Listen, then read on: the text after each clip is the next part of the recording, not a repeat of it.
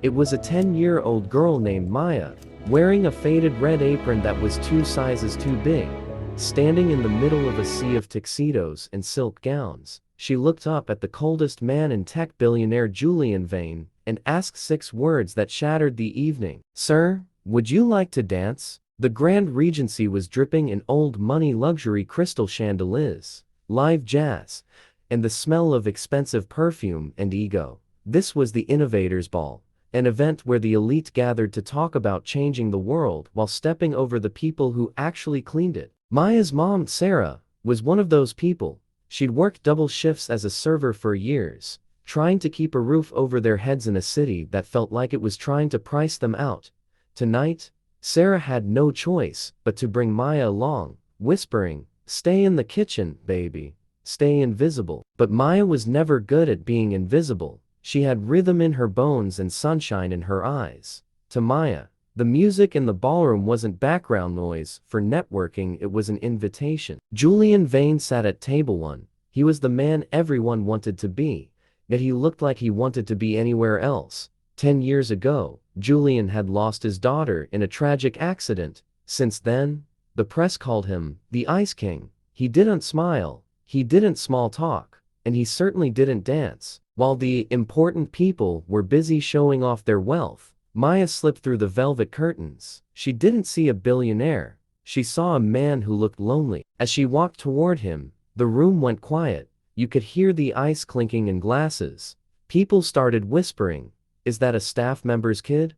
Where is security?" Some even pulled out their phones, ready to film what they thought would be a viral moment of embarrassment. Maya reached his table. Sarah, watching from the kitchen doors, felt her heart drop. She was sure they were about to be fired. Maya stood her ground. "Sir," she said, her voice small but steady, "you look like you're waiting for someone. Since they aren't here, would you like to dance with me?" Julian Vane looked up. For a second, the Ice King flickered. He looked at Maya, her messy braids, her hopeful smile, her mismatched shoes. He didn't see a charity case. He saw a reflection of the life he used to have. The audience expected a cold rejection. Instead, Julian did something he hadn't done in a decade. He stood up. He didn't just stand. He offered his hand like she was royalty. The jazz band, sensing the shift, transitioned into a slow, soulful melody. They moved to the center of the floor. It wasn't a perfect dance. Maya stepped on his expensive shoes twice, and Julian was a little rusty. But as they spun under those $1,000,000 chandeliers, the room changed. The people who were laughing a minute ago were now silent. Some were wiping away tears. In that moment, the barriers of class and color didn't matter. It wasn't about the billionaire and the waitress's daughter, it was 2 human beings finding a moment of grace in a cynical world. Julian leaned down and whispered,